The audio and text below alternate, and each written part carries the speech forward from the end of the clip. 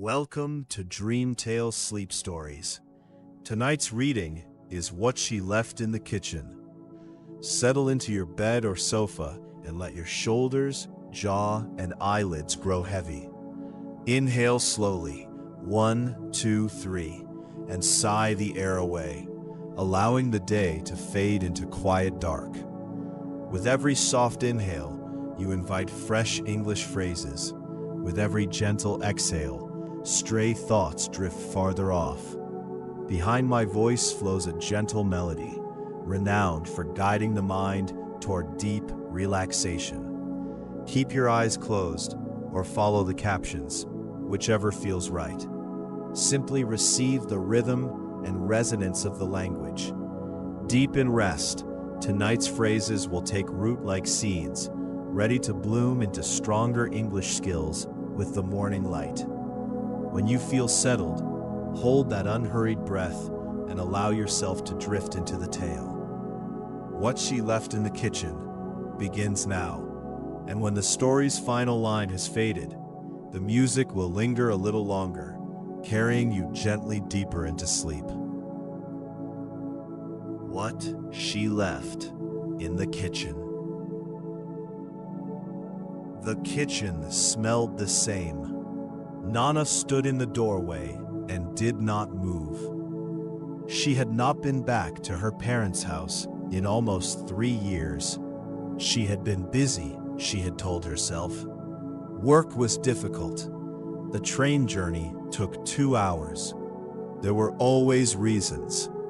But now her mother was gone, and there were no more reasons to stay away. The funeral had been 2 days ago. Most people had left by now. Nana's father, Hiroshi, had gone to bed early.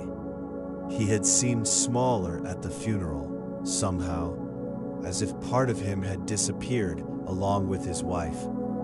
Nana had watched him from across the room and had not known what to say. She had never been good with words, not with her family. She stepped into the kitchen. The tiles were the same pale green they had always been. The window above the sink still had a small crack in the corner. The wooden table in the center of the room was worn smooth from years of use. Her mother had stood at that counter every day for more than 30 years. She had made breakfast before anyone else was awake. She had made dinner every evening without fail.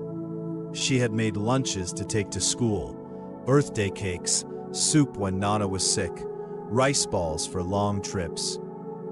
Nana had never learned how to cook. Not really. She could boil water and make instant noodles. She could fry an egg if she was careful.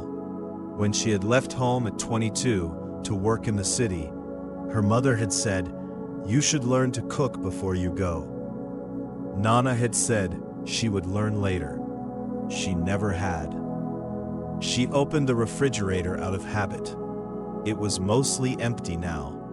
A neighbor had brought food after the funeral, and Nana had eaten some of it without tasting anything. She closed the refrigerator door. That was when she saw it. On the shelf beside the stove, wedged between a jar of dried mushrooms and a bottle of soy sauce, was a notebook.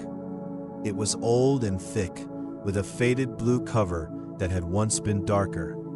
The spine was worn, and several pages stuck out from the top, where they had been folded or tucked in carelessly over the years. Nana reached for it slowly, as if it might disappear. She opened the cover.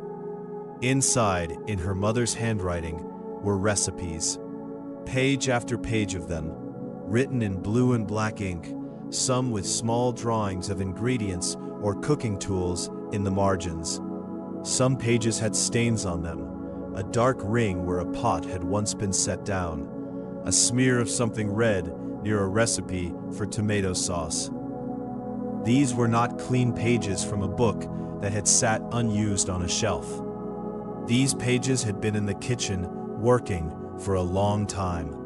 At the bottom of the first page, below a recipe for miso soup, Her mother had written something that was not part of the recipe. The words were smaller than the rest, and the ink was slightly different, as if they had been added later. Nana read them slowly. "Start here.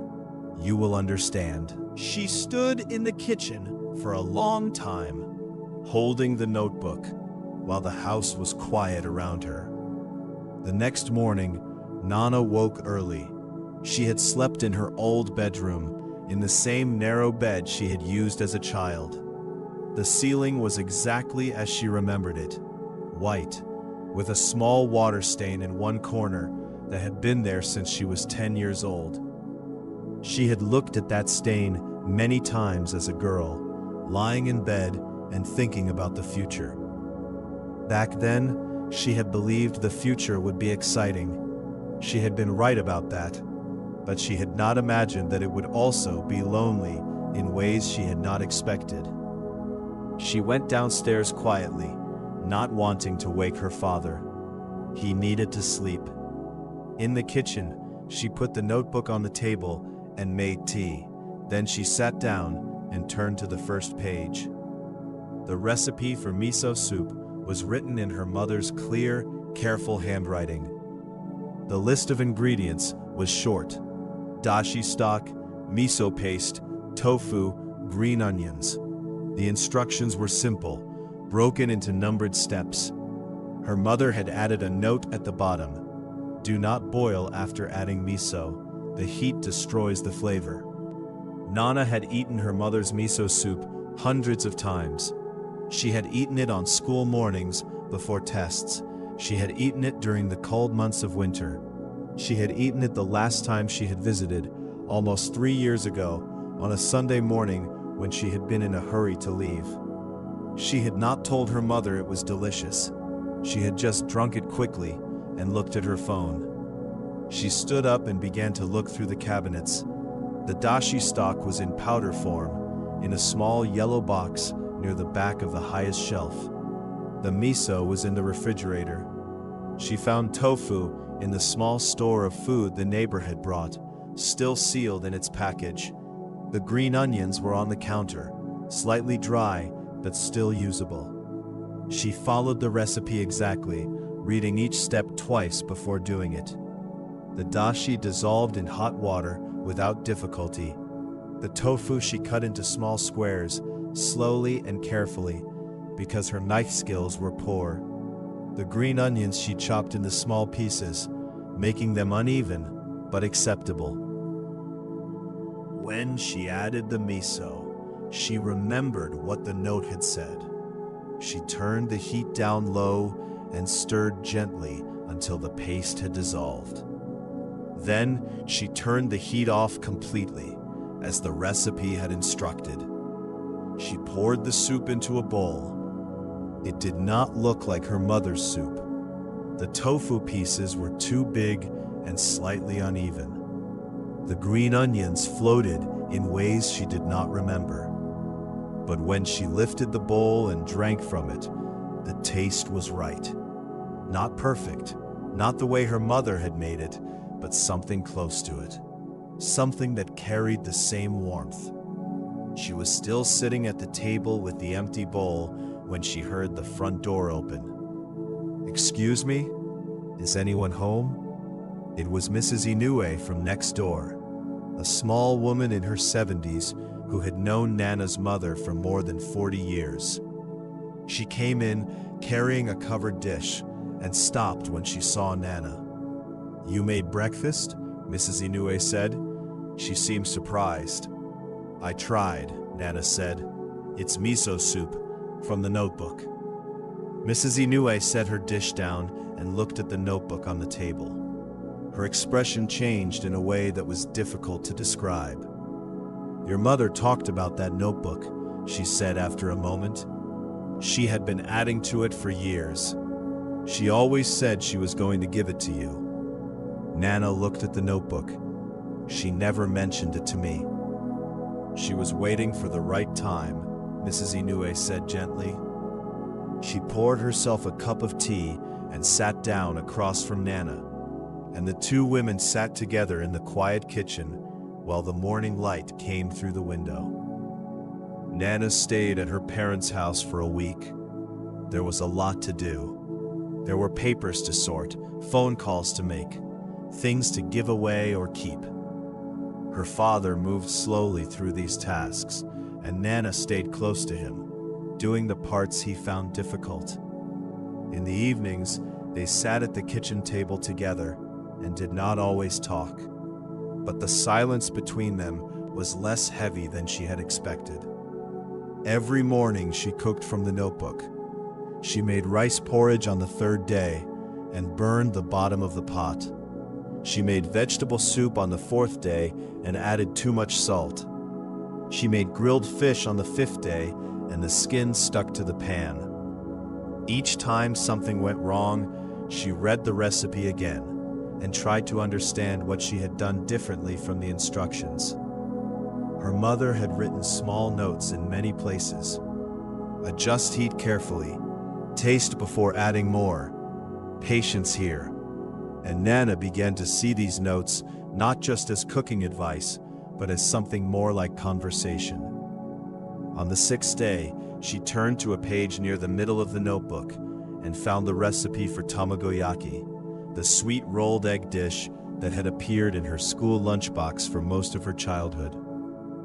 Beside the title, her mother had written, "For the days you feel lonely." Nana read the line twice and then looked out the window. She had felt lonely many times in the city. She had not known how obvious this had been. The recipe was more difficult than the others she had tried. Tamagoyaki required patience and a particular kind of pan, and a technique of rolling the egg while it was still soft. The first attempt slid apart and became scrambled eggs. The second attempt burned on one side. The third attempt was not perfect. It was slightly uneven, and one end was thicker than the other.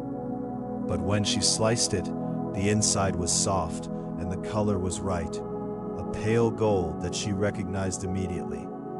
She put the pieces on a plate and called her father. He came into the kitchen and stopped. "That smells like your mother's," he said. I followed her recipe. Nana pushed the plate across the table. Her father sat down and ate a piece. He did not speak for a moment. Then he said, "She used to make this every Friday when you were in primary school. Do you remember?" Nana nodded. She did remember.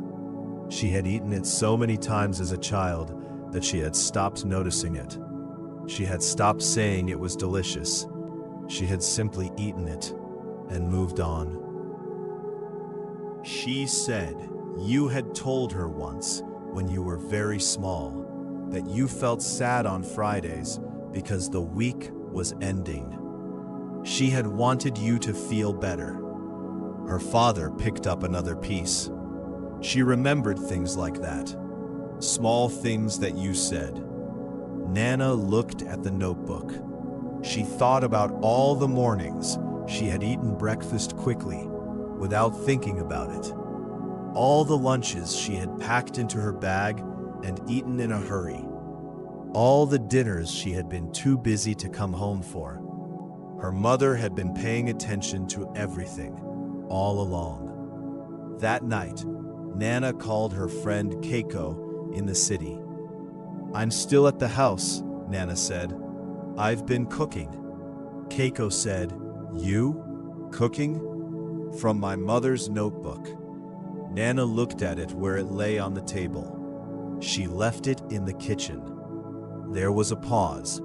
Then Keiko said quietly, "She left it there for you." A week became 2 weeks. Nana had told her office she needed more time. Her manager had said he understood. She was not sure if she was staying for her father or for herself, perhaps both. She had begun to think that she had not given herself enough time to simply be in the house where she had grown up, to let it be the place it had always been before everything changed. She continued cooking from the notebook every day. One morning, working through a recipe for nikujaga, the meat and potato stew she had eaten on winter evenings throughout her childhood, She turned a page and found something pressed between the paper. 2 photographs. They were old, printed on the thick paper that had been used before digital cameras. One showed a young woman standing in front of what appeared to be a restaurant kitchen. She wore a white apron and was smiling at the camera in a way Nana had rarely seen. The other photograph showed the same woman with 3 other young people, also in aprons, standing together and laughing. Nana looked at the young woman's face for a long time before she understood. It was her mother. She looked about 20, perhaps younger. She looked confident and happy in a way that was different from the way Nana remembered her at home. Nana turned the photographs over. On the back of the first one, in handwriting she almost did not recognize, younger and sharper than the writing in the notebook, was a date. 23 years before Nana had been born. She sat at the table and looked at the photographs for a long time. She had known her mother as a mother. She had known her as the person who cooked, who cleaned, who waited at home. She had known her as the person who worried, who called too often, who asked when she was going to find a partner and whether she was eating enough. She had known her as someone who had always been there. She had not thought very much about who her mother had been before all of that. She put the photographs carefully on the table and finished making the nikujaga. She followed the recipe slowly, cutting the potatoes and carrots into the right sizes, browning the meat first as the instructions said, then adding everything to the pot in the correct order. Her mother had written, "Let it simmer low and long. Good things take time." When the stew was ready, she brought a bowl to her father, who was reading in the living room. He looked at the bowl and was very still for a moment. "Nikujaga," he said.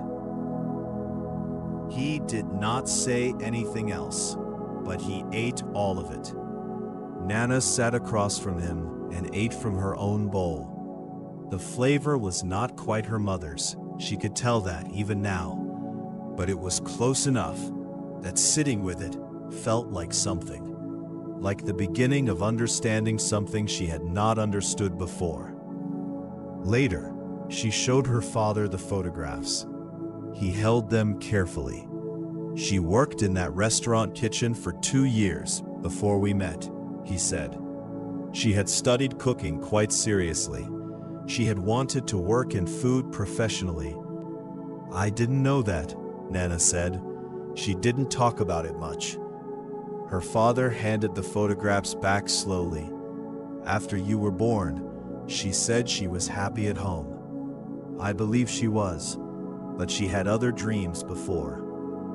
Nana placed the photographs back between the pages of the notebook, in the same place she had found them. A few days later, while sorting through her mother's papers, in the small room that had served as a study, Nana found an address book. It was the kind that no one used anymore, a small book with letters on the edges of the pages, so you could find names quickly. She had been about to set it aside when she noticed how worn the cover was. Her mother had used this book for a long time. She opened it and turned through the pages slowly. Near the middle, she found a name she did not know, Sato Emiko, with a phone number and in brackets the word Osaka. She asked her father that evening. "Sato Emiko," he repeated, thinking, "I believe she was your mother's closest friend when they were young. They had worked together in that restaurant kitchen. They lost contact for many years, but they had started writing to each other again in recent years. Letters mostly. Your mother preferred letters." Nana looked at the number. "Do you think she would want me to call her?" Her father considered this. "I think she would want someone to tell her," he said. Nana called the following morning. The woman who answered had a quiet voice, the kind that sounded as if it had been through many things and had become gentle on the other side of them. When Nana explained who she was, there was a long silence. "I had heard," Emiko said at last. I had been thinking about calling, but I didn't know if it was my place. I'm very sorry." They spoke for a long time. Emiko had known Nana's mother when she was 20 years old, before Nana's parents had met.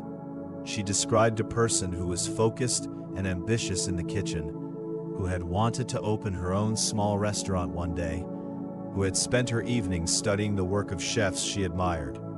She was very talented, Emiko said. She had a sense for flavor that was difficult to teach. She just knew when something was right. Nana thought about how her mother had always adjusted recipes by taste, never measuring by the book. She had watched this hundreds of times without thinking about what it meant. She told me once, Emiko continued, that she had given up the idea of her own restaurant when she got married. She said she was happy, and I believed her. But she also said that she was going to put everything she knew into teaching her daughter someday. She talked about you often. Emiko paused. She said you were too busy right now, but that you would be ready eventually. She said she was patient. Nana sat with the phone pressed to her ear and looked at the notebook on the table. Her mother had not given up on teaching her. She had simply been waiting. "There's a notebook," Nana said. She left it in the kitchen, full of recipes. "Yes," Emiko said. "She wrote to me about it last year. She said she had been working on it for a long time. She said it was not just recipes." Another pause. She said it was everything she had wanted to tell you that she had never found the right moment to say. After the call ended, Nana sat in the quiet kitchen and read through several pages of the notebook without looking for any recipe in particular. She read the notes her mother had added in the margins. "This one is good on cold days. Your grandfather made something similar. You always liked this one as a child, even when you said you didn't like vegetables." She pressed her hand flat against the open page and stayed very still. Near the back of the notebook, Nana found the recipe for osechi. She stared at the page for a long time. Osechi was the elaborate collection of New Year's dishes that her mother had prepared every year for as long as Nana could remember. Each year, in the days before the 1st of January, the kitchen had transformed into a place of serious work. Her mother had cooked for 2 full days, filling small lacquer boxes with precise and careful preparations. Sweet black beans, pickled vegetables, rolled egg, fish in various forms, simmered roots and tubers. The boxes had always looked beautiful. The kitchen had always smelled extraordinary. Nana had never helped. She had watched sometimes, but she had not offered. She had not thought about the fact that no one else in the family would know how to do it. The recipe was 4 pages long, the longest in the notebook. Her mother had divided it into sections by dish, with timing notes on a separate page at the beginning. Start the beans 2 days before. The burdock root needs overnight. Do not rush any of it. At the bottom of this page she had written, "You are more capable than you think. I have always known this." It was not New Year's. It was early February. But Nana looked at those 4 pages and decided she would try. She spent the first day preparing. She went to the shops and bought everything on the list, some of it from a specialty store in the next town that her mother had written down by name. She sorted everything on the counter and read through all 4 pages 3 times until she felt she understood the order of things. On the second day, she began. Things went wrong from the beginning. The black beans she had set to soak overnight had not absorbed enough water. She had not used enough liquid. She added more and waited, adjusting the timing in her head. The burdock root she had cut too thin, and it fell apart in the pan. She started again with the pieces that were still usable. The rolled egg she had tried to make in the way the recipe described did not hold its shape and collapsed twice before she realized she had been using the wrong kind of pan. She did not stop. She called Keiko from the kitchen at 9 in the evening, covered in flour from a later stage of the preparation. "I've been cooking for 12 hours, she said. "How is it going?" Keiko asked. "Badly," Nana said. "Also, somehow, it's going." Keiko laughed. "Do you need help?" "No." Nana looked at the counter, which was covered with dishes in various stages of completion. "I think I need to finish this myself." She worked until midnight. Several dishes had to be adjusted or restarted. One she set aside as a failed attempt. But by the time she finally turned off the lights and sat down at the kitchen table, there were 7 dishes arranged in front of her, each in a small bowl or plate. Not as perfect as her mother's had always been, but real, finished, made by her own hands from her mother's instructions. She was too tired to eat. She sat and looked at them for a while. Her father came downstairs in his robe, drawn by the smell. He looked at the dishes on the table and did not speak for a moment. Then he said, quietly, "She would have been proud of you tonight." Nana nodded. She could not find words for what she felt just then, but she thought she was beginning to understand what her mother had meant when she had written at the top of those 4 pages, "You are more capable than you think." At the end of February, Nana went back to the city. She had stayed longer than she had planned. She had stayed until the house felt less empty, or perhaps until she felt less empty inside of it. She had cleaned rooms and repaired small things and sat with her father through the evenings. She had cooked from the notebook every day. She had not finished all the recipes. There were still many pages she had not tried. She packed the notebook carefully in her bag, wrapped in a cloth, and told her father she would call every week. "Cook something for yourself," he said at the door. He looked better than he had at the funeral. There was color in his face and something more like steadiness in his eyes. "Don't go back to instant noodles." "I won't," Nana said. She was not entirely sure this was true. Her apartment in the city was small and the kitchen was narrow, and she had never bought good pans. But she had the notebook now. On the train back, she opened it and looked at pages she had not read yet. There were recipes for dishes from all seasons. Some she recognized immediately. Others she had not thought about in years.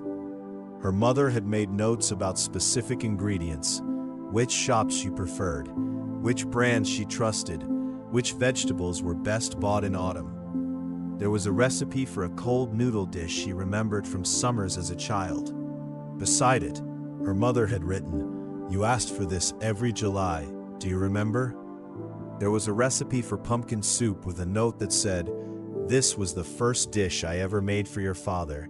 It worked." There was a recipe for simple fried rice, a late-night dish her mother had noted, with the comment, "When nothing else seems right, start with rice." Each recipe was a door into a moment. Some of them Nana remembered. Others she was seeing for the first time, glimpses of her mother's life and thinking that had existed alongside her own life without her having noticed. The train moved through tunnels and emerged into afternoon light. Nana sat with the notebook open on her lap and thought about the years she had spent in the city, cooking nothing, eating quickly, staying busy. She had told herself she was building a life. She had been working hard. She had achieved things she was proud of. None of that was wrong. But something had been missing, something she had not been able to name. She thought that perhaps the missing thing was not one thing at all. It was many small things. It was the smell of a kitchen in the morning. It was the act of preparing food with some care. It was the connection between what you made and who you made it for and why it mattered. Her mother had known all of this for a long time. She had been trying, in her quiet way, to pass it on. When Nana reached the city and unlocked her apartment, she went directly to the kitchen. She opened the cabinets and made a list of what she did not have. The list was long. She took the notebook out of her bag and set it on the counter. Tomorrow, she decided, she would go shopping. Spring came slowly to the city. Nana bought a proper cutting board, a good knife, a medium-sized pot that did not have a damaged handle. She bought dry goods and kept them organized in the way the notebook described. She cooked in the evenings, after work, usually something simple, because she was still learning. She made mistakes. She made things that were too salty or too bland or that stuck to the pan. She kept going. She called her father every Sunday as she had promised. They talked for longer than they used to. She told him what she had been cooking, and he told her how the house was, and sometimes there were long pauses in the conversation that were comfortable in a way that their silences had not always been before. In March, she invited Keiko to dinner. This was not a small thing. In all the years they had been friends, Nana had never cooked for Keiko. They had always met in restaurants or eaten takeout on someone's floor. The idea of cooking for another person felt different from cooking alone, more serious somehow, and more exposing. She planned carefully. She chose 3 dishes from the notebook: a salad with a sesame dressing that she had practiced twice, the nikujaga stew that she had first made at her parents' house, and a simple dessert that required little technique but good ingredients. She had been to the shops in the morning and had everything ready before Keiko arrived. Keiko appeared at the door with wine and stopped when she smelled the kitchen. "Something smells incredibly good," she said. "It's the stew," Nana said. "It's been going for an hour." They ate at the small table in Nana's kitchen. The sesame salad was good. She had gotten the dressing right on the 3rd try during practice, and it tasted the same now. The nikujaga was better than she had made it the first time at her parents' house. It had developed flavor from the long, slow heat. Keiko had 2 servings. "You actually cook now," Keiko said, in a tone that was almost disbelieving. "I'm learning," Nana said. "I'm still working through the notebook."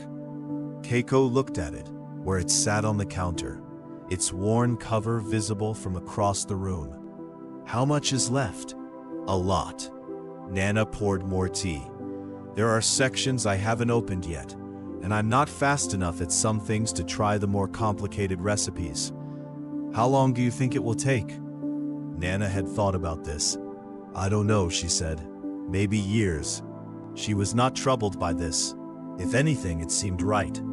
"I think that's the point." Keiko was quiet for a moment. "She sounds like she was an incredible person, your mother." "She was," Nana said. "And then, because it was true, I didn't tell her that enough when I had the chance."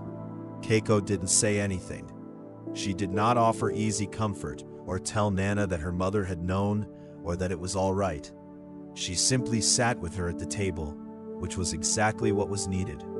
They washed the dishes together afterward, which was something else they had never done before. Nana dried each plate and put it away, while Keiko passed them from the water. Outside the window, the city made its ordinary sounds. The kitchen was warm from the cooking. It was a small thing, Nana thought. Dinner for 2 in a small kitchen. But it had not felt small. It had felt like something she would come back to. On a Sunday evening in April, Nana turned to the last page of the notebook. She had not rushed to reach it. There had been a part of her, she realized, that had been deliberately slow, moving through the pages as if by moving slowly, she could extend the time she had with it, with her. She was aware that this was not entirely rational, but she had not tried to argue herself out of it. The last page held a single recipe, a birthday cake. It was a simple cake, a butter sponge with a light cream and seasonal fruit, the kind of cake that did not require special equipment or advanced skill. Nana had seen her mother make this cake every year on her birthday, from the time she was a young child until the last birthday she had celebrated at home. Every year the cake had appeared on the table in the morning, already made, already beautiful. Nana had eaten it without ever thinking about what had gone into it. She read through the recipe twice, then she turned the page. She had assumed it was the last page because the recipe had been the last thing written. But there was one more thing on the inside of the back cover. It had been written directly onto the inside cover of the notebook, not on a recipe page. The handwriting was her mother's, and the ink looked recent, not faded like some of the earlier notes. Her mother had written, "I don't know when you will find this. I don't know if it will be when I am still here, or when I am not. Either way, I wanted to write down what I have had difficulty saying out loud. I have been proud of you for a long time. I know I haven't always shown this well.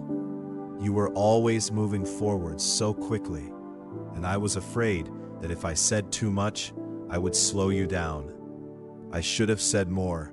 I know that now." Cooking these recipes is not about learning to cook, although I hope that becomes part of it too. It is about knowing that I was thinking of you when I wrote each one.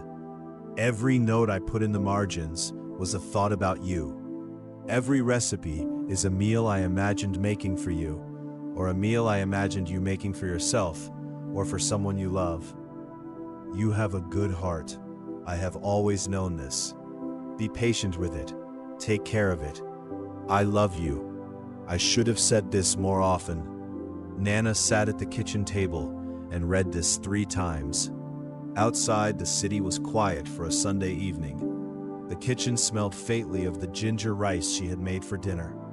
The notebook lay open in front of her, its last page facing up, her mother's handwriting visible in the warm light. She had known she was loved. She thought she had known. But knowing something in a distant way and reading it in your mother's handwriting, alone in your kitchen on a Sunday evening, were 2 very different things. She sat for a long time without moving. Then she got up and went to find the ingredients for a birthday cake. Her birthday was not for 3 months. She did not care. She wanted to make it tonight. The cake took 2 hours to make. Nana had most of the ingredients, but not all of them. She went to the convenience store in her slippers and bought what she was missing. She came back and put everything on the counter and started from the beginning of the recipe. The sponge layers came out of the oven, slightly uneven. She waited for them to cool, then trimmed them carefully until they were level. She whipped the cream slowly, watching it change from liquid to something thick and soft. She sliced strawberries because those were what she had, even though the recipe had said seasonal fruit, and April was perhaps a little early for the best strawberries. She assembled the cake at 10 o'clock at night. It was not as neat as her mother's had always been. The cream between the layers was not perfectly even, and one side was slightly taller than the other. But she put it on a plate and stood back and looked at it, and she could see what it was meant to be. She could see the intention behind it. She took a photograph of it. Then she sat down at the table with the notebook and a pen.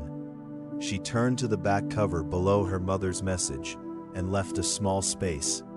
Then she wrote, "I found the notebook in the kitchen, in the place you had left it. I started with the miso soup, as you said to. I burned some things and overcooked others, and I still have a lot to learn. But I understand what you were telling me. I think I have understood for a while now, but I wanted to write it down. Thank you for being patient with me. I'm sorry I was away so much. I will come home more often. I made the birthday cake tonight, in April, because I couldn't wait. It isn't perfect, but I made it myself. I hope you would have liked it. I love you too. I should have said it more." She closed the notebook. She cut a slice of the cake and ate it at the table slowly, tasting it properly. It was good. Not her mother's, but its own thing. Something she had made herself, with her mother's guidance, in her small city kitchen, late at night. The cream was a little too sweet, and the sponge was denser than it should have been, but it was real, and it was hers. In the morning she called her father. "I made the birthday cake last night," she said when he answered. There was a pause. She could hear him exhale, soft and quiet. "How was it?" he asked. "Not perfect," she said, "but good." "That's usually how it goes," he said. She told him she was going to visit soon. She told him she would bring something she had made. He said he would look forward to it. They talked for a while longer, about small things, the ordinary things that accumulate between people over time and make up most of what actually matters. After the call, she made tea and sat at the window. The notebook was on the counter, as it always was now. Beside it, she had placed a small empty notebook she had bought last week, not to replace her mother's, but to continue it. She had been thinking about the recipes she had already learned, the small notes she was beginning to form about what she had discovered along the way. She had not started writing in it yet, but she thought she was almost ready. The city outside moved through its morning routines, buses and people, and the light shifting slowly across the buildings. Nana sat with her tea and thought about what to make for dinner. Something from the notebook, she decided. There were still many pages left.